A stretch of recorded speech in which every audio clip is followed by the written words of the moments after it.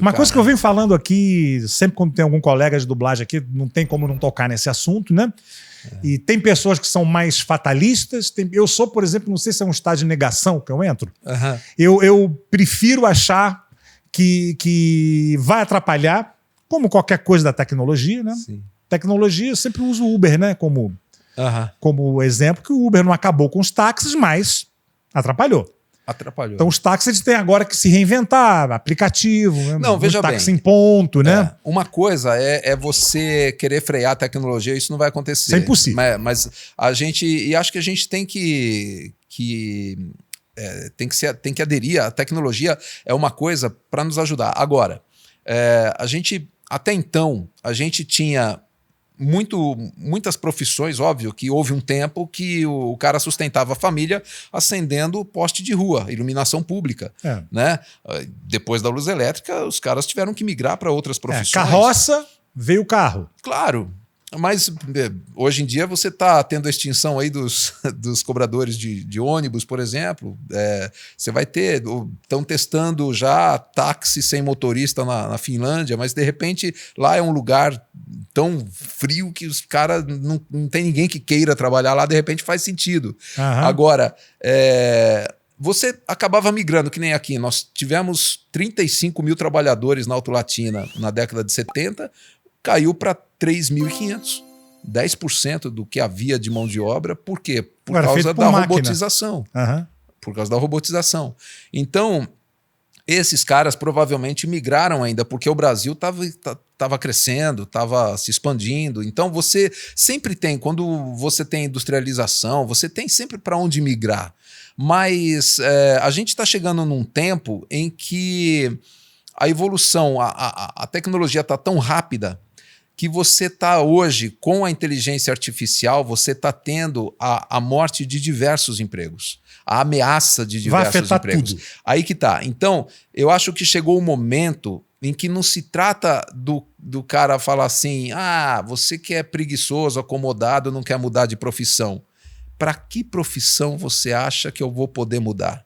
Se quase todas elas estão ameaçadas. Então, a gente começa a ter que pensar numa outra chave. A gente precisa começar a pensar que tipo de escolha a gente quer fazer como seres humanos. Porque é óbvio que eu quero economizar na minha produção. Só que eu vou vender ela para quem?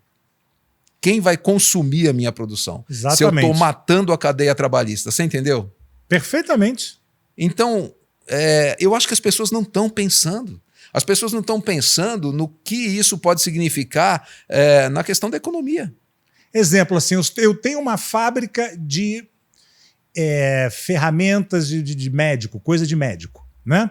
Então eu vou usar a inteligência artificial para poder fazer mais e mais barato. Mas eles estão dizendo que a profissão de médico vai ser afetada com a inteligência artificial. Se agora você vai ter um negócio que você faz assim, que diagnostica e já te dá ou faz a operação, né? Então instrumento médico vai acabar. Então não, tem coisas que são fantásticas. Por exemplo, eu acho que assim, a medicina ela é tão carente ainda de profissionais, né? Que você acaba tendo situações assim, um médico de um país diferente operar via eletrônica em outro país. Outro país. Ele opera remotamente, através de robôs, né? Então, de repente, isso é fantástico. É uma coisa, um troço fantástico.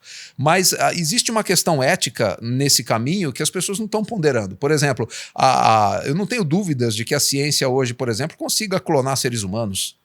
Né? Mas se isso está sendo feito, são nos porões, escondido, porque não dá para divulgar eticamente, ainda, né? Eles proíbem. Não dá eticamente foi proibido clonar seres humanos. Né? Então... Mas que dá para clonar, dá. Dá. Entende? Agora... A gente não sabe, a gente não tem ideia das coisas que são feitas aí nos porões. Né? Então, eu acredito que mesmo a gente tentando frear um pouco a tecnologia, no sentido de tirar trabalho de seres humanos, ou de substituir seres humanos, né? Isso vai acontecer.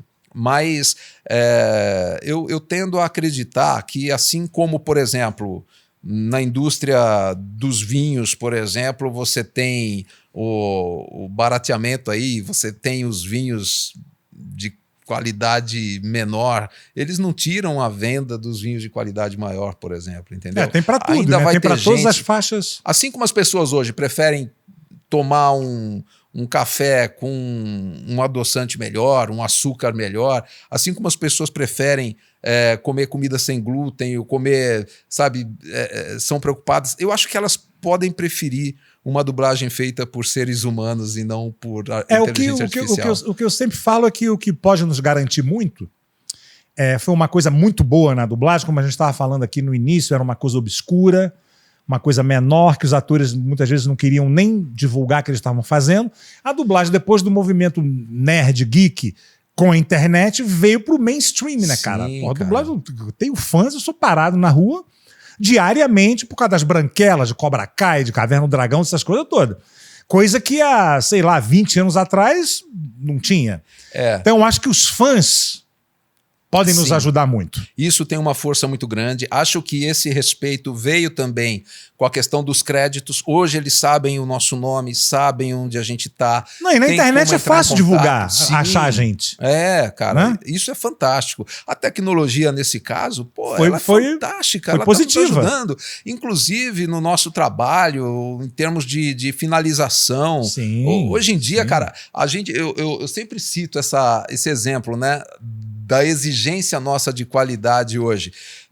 Cara, principalmente a gente que trabalha com isso, você começa a ver os filmes mais antigos, as dublagens que ela vê, você vê cada absurdo de erro de sync, de pausa, de mixagem, de coisa que era feito muito artesanal. Total. Então, você pega... Quando estreou O Homem de 6 milhões de dólares, o Cyborg, na década de 70... Steve Austin. Cara, a molecada sumia da rua. Ia todo mundo assistir. Sim. Porque era uma tecnologia fantástica. Planeta dos Macacos, efeitos especiais maravilhosos. Hoje você assiste... É muito tosco. É muito tosco, demais, cara. Você já viu o Speed Racer hoje? Speed Racer era um desenho que, cara, você vê hoje e fala, eu gostava disso, cara, mas é ruim demais, cara. É verdade. A gente fazia desenho, fazia massinha, fazia... Nossa, cara. Todo mundo queria ser o Speed Racer naquela época. E a tecnologia finalmente chegou na dublagem. Eu comecei, era 16mm, né? Gravar todo mundo junto e tal.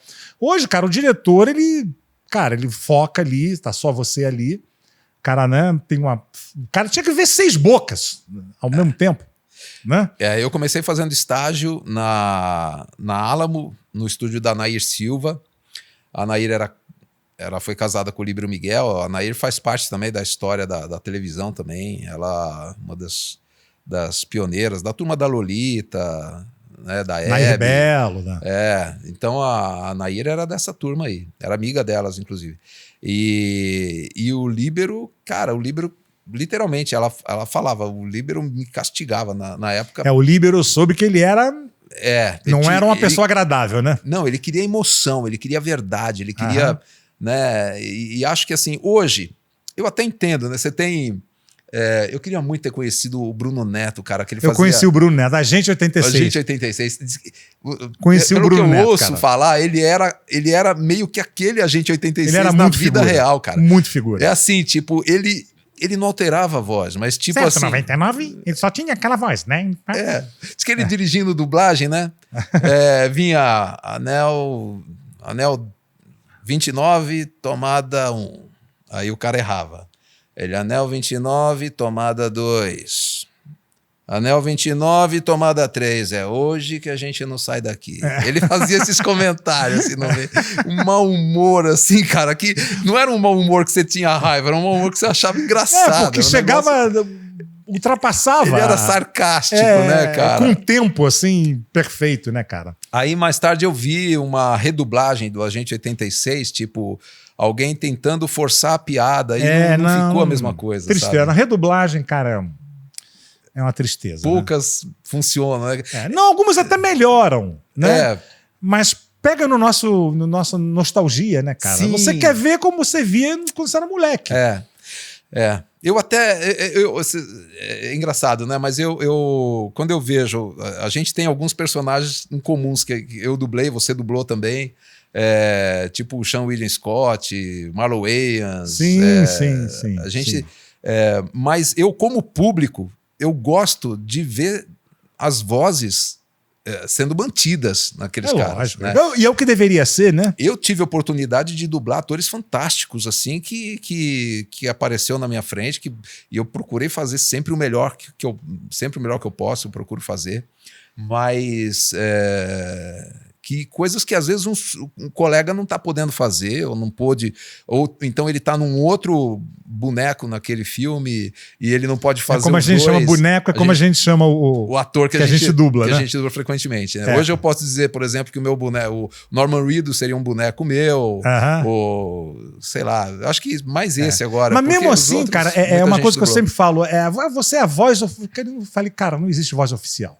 Não. Porque o que acontece? O mercado ele é muito amplo e tudo feito com muita pressa. Sim. Então eu já deixei, por exemplo, tinha acabado de fazer o Cortina Vida Doidado, e aí a Miriam Fischer me liga e fala, cara, eu tô com um filme aqui do Matthew Broderick que eu quero que você faça. Por causa de um dia eu não consegui fazer. Putz. E não adiaram, porque não tem que entregar, cara. Um dia, mano. Teve que entregar e botou outro, então não tem essa, entendeu? Nossa, tem coisa que dói, né? Dói, cara.